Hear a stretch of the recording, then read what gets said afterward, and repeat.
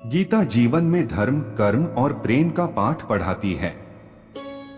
गीता संपूर्ण जीवन दर्शन है और इसका अनुसरण करने वाला व्यक्ति बहुत तरक्की करता है। जानते हैं गीता के उपदेशों के बारे में।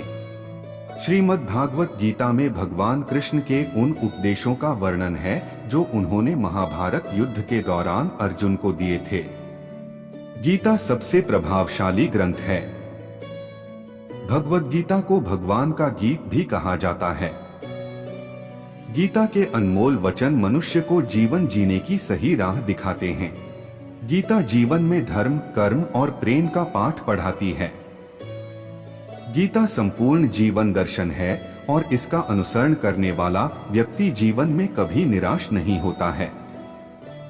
गीता में श्री कृष्ण ने कहा है कि जीवन के सच्चे साथी दो ही हैं। गीता में श्री कृष्ण कहते हैं कि जीवन के सच्चे साथी दो ही हैं, एक अपना किया हुआ कर्म और दूसरा परमात्मा, शेष तो सब यही मिले हैं और यही बिछड़ जाएंगे। श्री कृष्ण कहते हैं कि हमेशा सही के साथ खड़े रहो, भले अकेले ही क्यों ना खड़ा रहना पड़े। गीता में लिखा है कि अपने बीते हुए कल को त्याग देना चाहिए क्योंकि उसका प्रभाव आने वाले कल को दूषित करता है।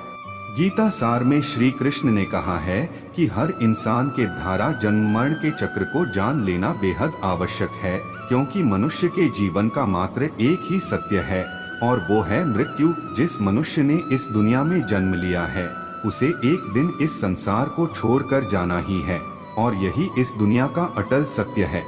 मनुष्य को मृत्यु से कभी भी भयभीत नहीं होना चाहिए। मृत्यु जीवन की अटल सच्चाई है। मृत्यु के प्रति भय ही मनुष्य के वर्तमान खुशियों को खराब कर देता है, इसलिए मन में किसी भी तरह का डर नहीं रखना चाहिए।